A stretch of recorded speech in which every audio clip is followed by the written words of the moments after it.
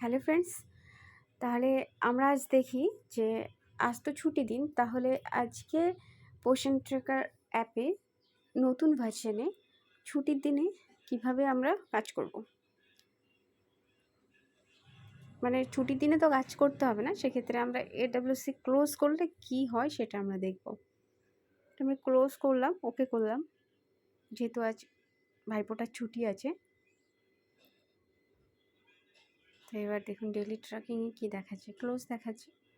তো এখানে যদি আমি অ্যারোতে ক্লিক করি, এখানে কিন্তু কোনো কাজ হবে না। এটাই। কিন্তু অন্যান্য যদি কোনো কাজ করার থাকে, বেনিফিশিয়ারি গ্রোথ মনিটরিং থেকে শুরু করে, সেগুলো কিন্তু আমরা সব কিছু করতে পারবো। এখানে